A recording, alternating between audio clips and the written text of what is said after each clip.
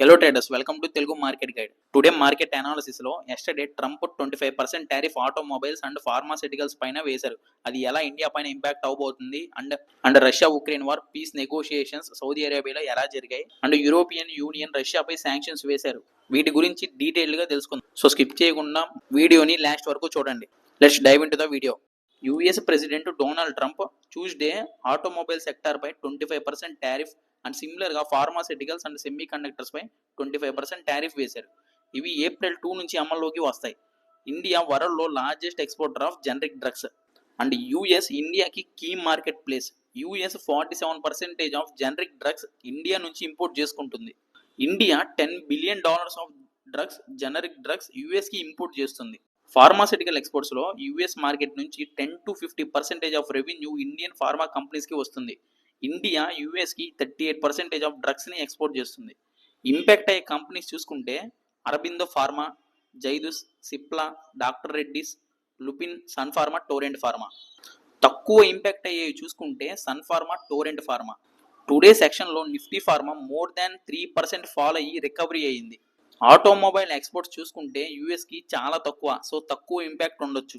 Russia Ukraine war peace negotiations yesterday Saudi అరేబియాలో US officials and Russia officials మధ్య వార్ని end చేయడానికి discuss చేశారు. ఉక్రెయిన్ ప్రెసిడెంట్ జెలెన్స్కీ మమ్మల్ని ఇన్వైట్ చేయకుండా మీరు నెగోషియేషన్స్ చేసుకుంటున్నారని అన్నారు. దాంతో వెడ్నెస్డే జెలెన్స్కీ సౌదీ అరేబియా టూర్ని క్యాన్సిల్ చేసుకున్నారు. దీనికి ట్రంప్ అతని ఫ్లోరిడా రెసిడెన్సీ దగ్గర రిపోర్టర్స్తో జెలెన్స్కీపై ఫైర్ అయ్యారు.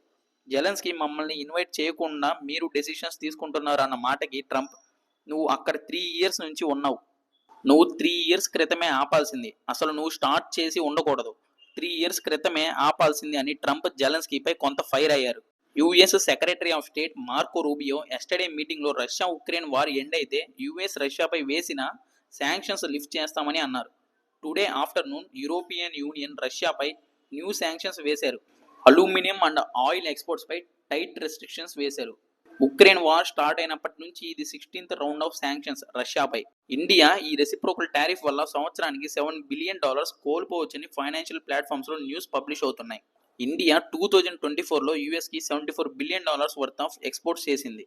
వీటిల్లో మెయిన్ ఎక్స్పోర్ట్స్ చూసుకుంటే jewellery pearls $8.5 billion and pharmaceuticals $8 billion, petrochemicals $4 billion. ఇవి ఎక్కువగా యుఎస్కి చేసిన ఎక్స్పోర్ట్స్. యుఎస్ 2024లో ఇండియాకి $42 బిలియన్ వర్త్ ఆఫ్ ఎక్స్పోర్ట్స్ చేసింది. ఇండియా ఆల్రెడీ టారిఫ్ రిలేటెడ్గా మెజర్స్ తీసుకుంటుంది. రీసెంట్గా యుఎస్ ఇంపోర్ట్స్ పై 30+ ఐటమ్స్ పై టారిఫ్స్ని తగ్గించింది. వీటిల్లో మెయిన్గా చూసుకుంటే హై ఎండ్ మోటార్ సైకిల్స్ పై 50% నుంచి 30%కి తగ్గించింది అండ్ బార్బన్ విస్కీపై 150% నుంచి 100%కి తగ్గించింది. And US energy imports like crude oil, gas ఇంపోర్ట్స్ని అండ్ డిఫెన్స్ ఎక్విప్మెంట్ని ఎక్కువగా బై చేస్తామని చెప్పారు.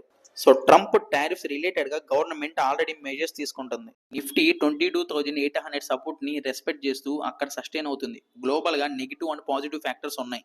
నెగిటివ్స్ చూసుకుంటే ట్రంప్ టారిఫ్స్ ఆల్రెడీ గవర్నమెంట్ వాటి గురించి మెజర్స్ తీసుకుంటుంది.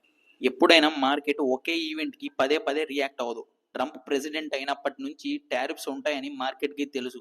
బట్ ఇక్కడ సర్ప్రైజింగ్ థింగ్ ఏంటంటే రెసిప్రోకల్ టారిఫ్స్ ఇండియాకి ఎక్కువ ఇంపాక్ట్ అవుతుంది compare to other countries. So already ఈ ఈవెంట్కి మార్కెట్ రియాక్ట్ అయినట్టే. ఏప్రిల్ 1 నుంచి రెసిప్రోకల్ టారిఫ్స్ అమల్లోకి వస్తాయి. అండ్ ఎఫ్ఐఎస్ ప్రెసెంట్ ఇండియన్ మార్కెట్స్కి negative factor.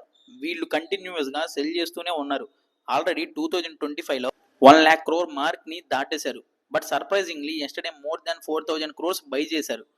Today bank Nifty 1% gain అయింది. మేబీ టుడే కూడా FIs buy side or low negative number ఉండే ఛాన్స్ ఉంది.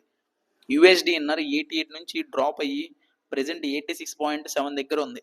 పాజిటివ్స్ చూసుకుంటే నిఫ్టీ 22,800 సపోర్ట్ దగ్గర ఉంది and Russia Ukraine war end అయ్యే ఛాన్సెస్ ఎక్కువగా ఉన్నాయి.